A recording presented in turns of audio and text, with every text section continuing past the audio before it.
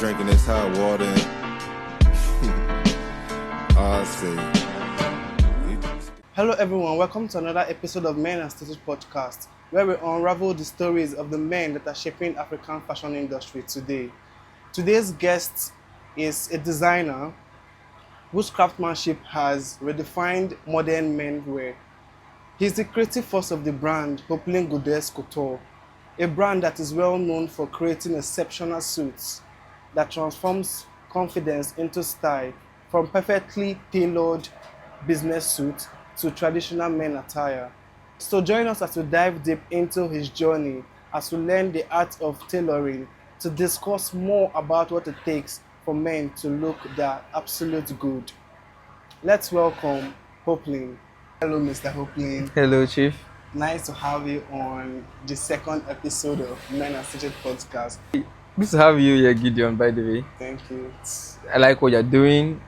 It's one of those things that every designer, of course, in Port Harcourt would want to embrace. Visibility. Port Harcourt is not just in the background. We are known for creative stuff, so like design. Kudos to what you're doing. Can you tell us more about you? Who is HOPELYN?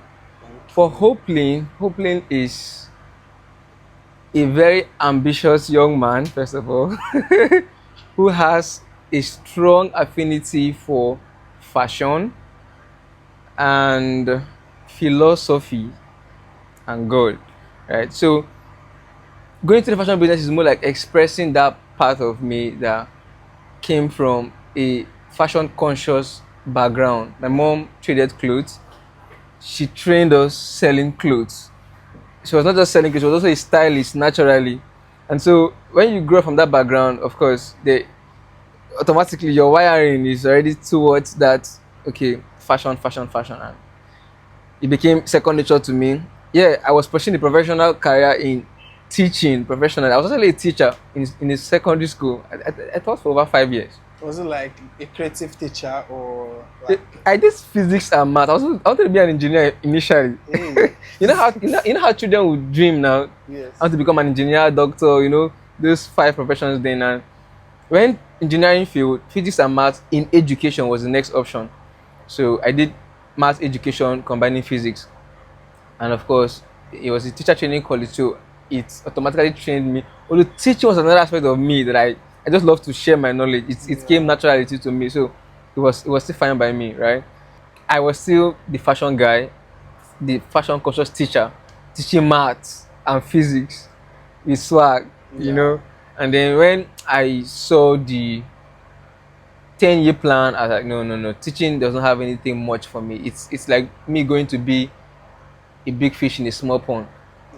I'd rather live to a big pond and be a small fish and then grow from there. It's going to limit me, and so that's why I quit teaching. But for my personality, fashion is second nature to me, and not just fashion to look good, but fashion that transforms, the fashion that shapes your personality and can be maximized for other benefits. Maybe I'm going to expatiate maybe if you want to know. But fashion is not just covering on you. It's a tool you can maximize for. So do you think because of your whole, not even that, and now I'm understanding your love for maths and physics. I am seeing them in your suits, because it's really it takes a mastermind to be able to create suits, not just any kind of suit, but like a perfect suit. Okay. So where do you think your like specialty lies on in fashion? Is it just suits or other different native attire? Okay, thank you. Talking about specialty or creative direction, our tagline is the gentleman's corner. So yes, it's not every piece we create. We can do all things to Christ who strengthens us. Amen. But we have chosen to specialize in suits, kaftans, and some two-piece designs. Why? If it embodies the gentleman essence. So everything that we do in HG Couture is just to sell the gentleman's narrative. And for pieces or designs that would communicate that gentlemanly attribute, then we have suits. And so it will now tell you, okay, even in this suit niche, There's some kind of suits that we will not design. There's some kind of kaftans that we will not. There's some kind of two pieces that we will not design. So our design idea and creative vision, creative direction is just in line with gentlemen attires, and of course business suits, and the likes are one of them.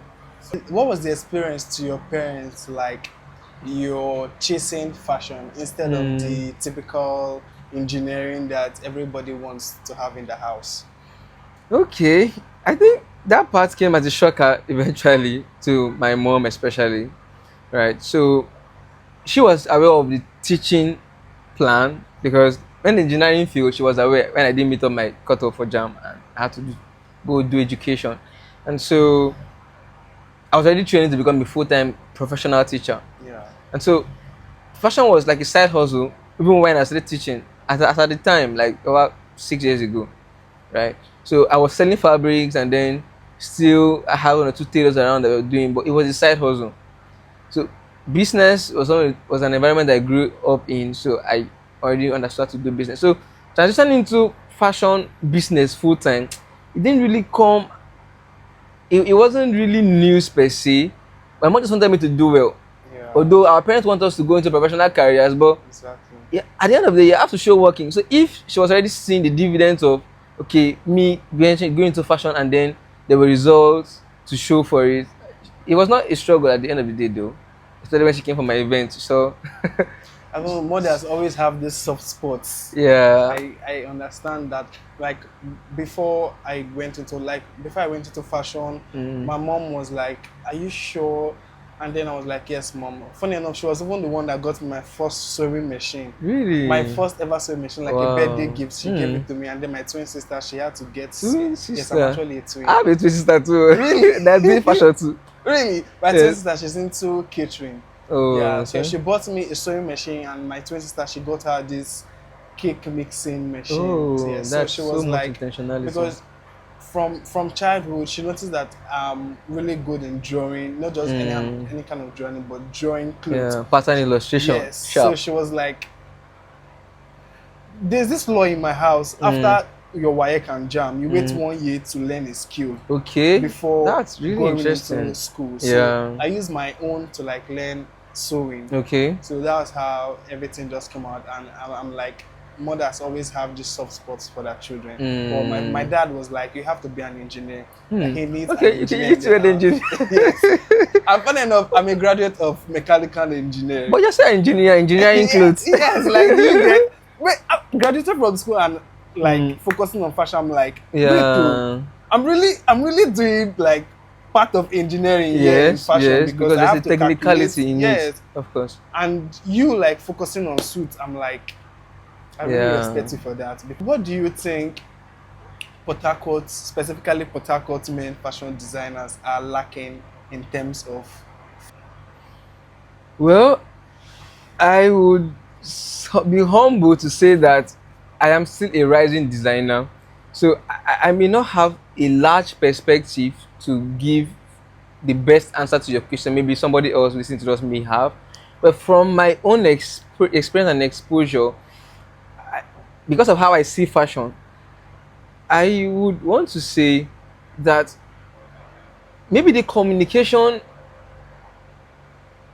of fashion has not really caught the essence for men. Like, I see fashion as a tool for transformation. Yeah. So it's not just designing clothes, but what's the idea behind these designs?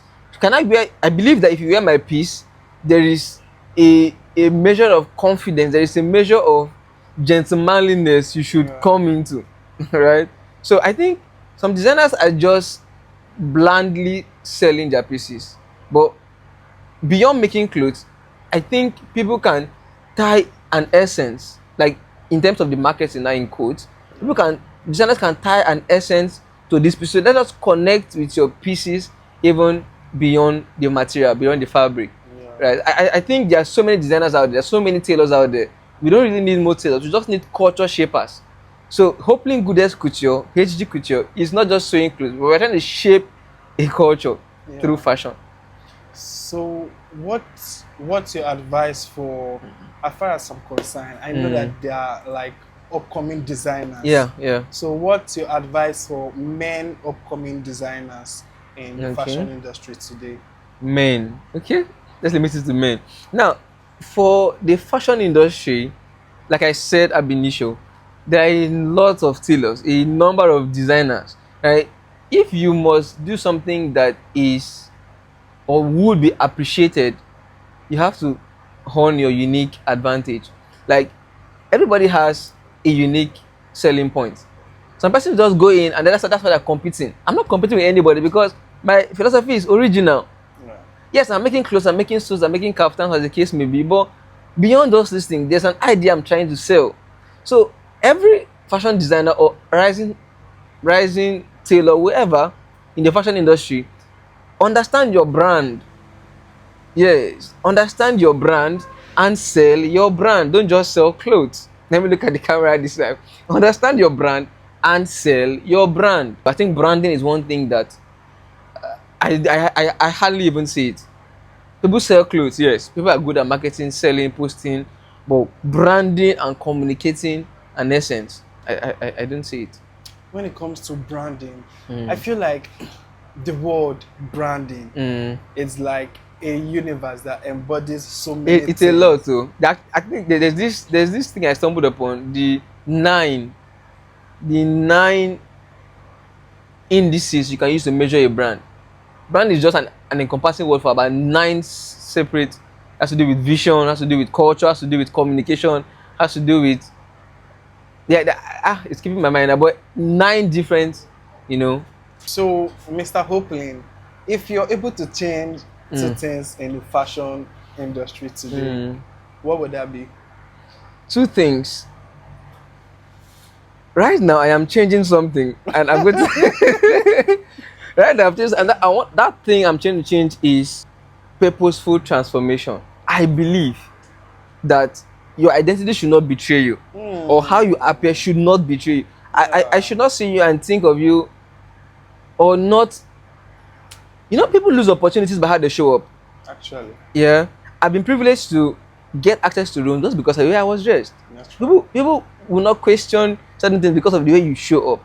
So I would want to change the perception of men towards fashion. You see fashion as a tool they can leverage for purposeful transformation, and you can also use fashion as a tool to express your identity, right? And not just any kind of identity, because people can be very wild with this thing. So I believe in the godly kind of identity where you should understand your essence, understand your assignment, and your dressing should communicate your assignment. If I see a musician and from the way he's dressed, I can say this person is an artist. yeah. So let your appearance sell your personality, regardless of whatever you do. What inspired you to venture into suit fashion? Gentlemen, let's say gentlemanliness. Yeah. So like I was saying, I want to communicate. This is like a burning desire in my heart to see men maximize fashion as a tool for transformation. And so suits are one of those pieces that puts you in that frame. Of course, when you see a guy on suits, this a cool guy, you know. And there's also, yes, I saw a gap actually for business sake. There's a gap. You have so many kaftan tailors. Yeah. People have so many sewing shirts, so many sewing different aspects of different designs. But there's a gap for suit tailors. Suits. Yeah, and I think for business, it was me like filling the gap, and for purpose, it was like solving the gentleman identity problem. Yeah. That's very nice. So, about the name HOPELYN. HOPELYN, I understand that your name is HOPELYN. Yes. But for the Guhudez, It's Guhudez. why did you choose the name Guhudez? I think that should be in my 2nd year in school. Then I was like 9 years ago. Somebody inspired the name though, but this is where I got it from actually. There is this. I used to see myself as the best, whatever I do. By the grace of God, I was always top in class. So I already had this best tag, and so there's this good, better, best, and so we had to change it to good, gooder, Guhudez. Okay, so You that's get? where the goodness Yeah. came So now out we're not from. spelling the goodest as in the GOODEST like good, Yes. which is not even standard English.